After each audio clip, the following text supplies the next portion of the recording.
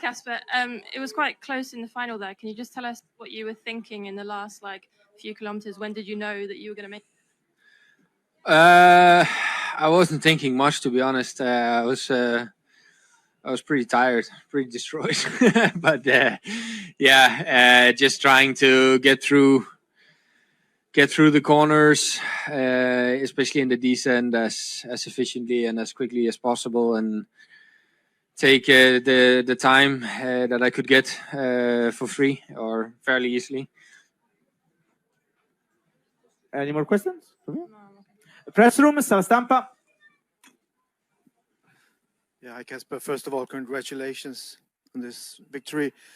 It's been 1 year and 249 days since you crossed the line first. Not that I want to remind you of that now, but can you tell us a little bit about what has happened in that period? You know, you've been injured, you've changed teams. It's not even been a roller coaster. It's been mostly, you know, you've been a little bit in the shadows. Can you tell us a little bit about what's been going on in that period with you? Yeah, changing teams. It's obviously been new for me. I was 7 years with my previous team and turned professional there. So it takes a bit of getting used to working with a new group, but it's also been really a big pleasure to get some new input on how to do things, and I think that's also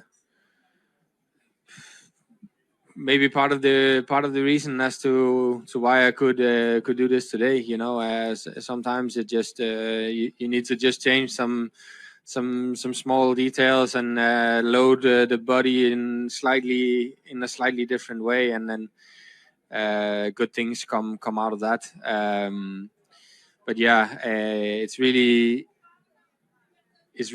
nice to repay the confidence the team had in me to sign me after a difficult year last year without any victories, and then joining the team and getting ill. I think the team made a fantastic but tough decision to take me out of the classics.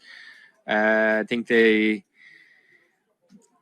did well in doing that by getting me back to a high level quicker than if we had insisted on trying to do the classics as I was obviously brought in to do and brought in to also lead.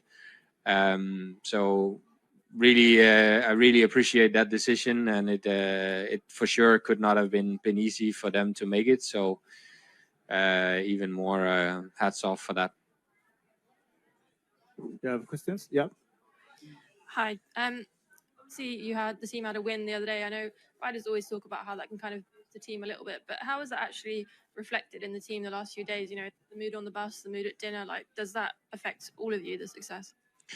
Yeah, I think generally the confidence in the team this Giro has been really, really good from day one. Like we're obviously here with the main goal of doing GC with Richie, and right from the first stage in Albania, he's up there finishing top 10 in a bunch sprint. You know, you don't do that as a GC rider / climber if you're not going well. So I think from the very first day, he gave the team a massive amount of confidence, and we knew the time trials were going to be tough for him, but I think he managed to minimize the time loss there in a great way. And once we got past that second TT, you could really tell that the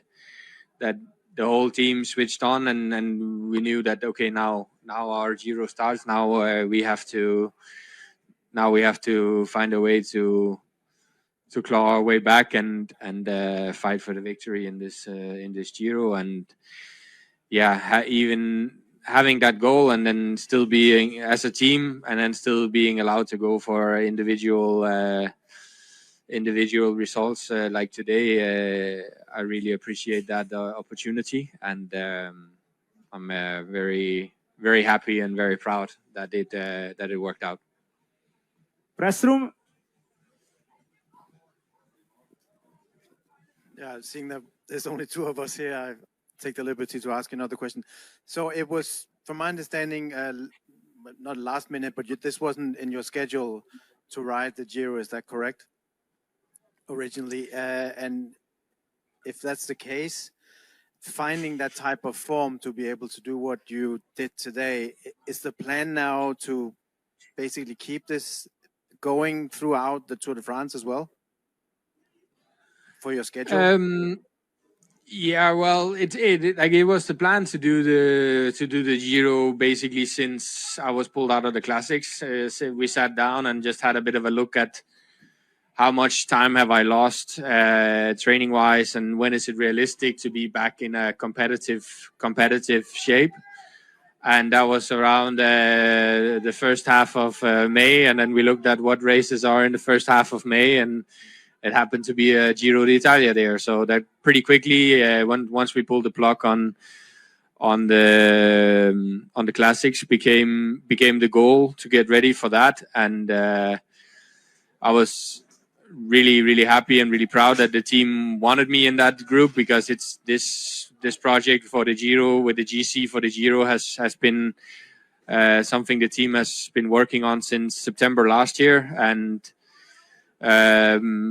obviously putting me into that roster is not that easy, but they managed to make it work, and I am super grateful for that, and super proud to be part of a team that's going for the general classification as well. And then, yeah, regarding the Tour de France, we'll have to see. Obviously, my shape has been getting better and better here in the Giro, and if I come out of the Giro in a good way, and I can keep carrying that shape towards July, then I'll be in the picture for the Tour de France as well. But it's still a long list for the Tour, as it is for every Grand Tour. Thank you, Kasper. Congratulations. Complimenti, Kasper. Thank you. E diamo il benvenuto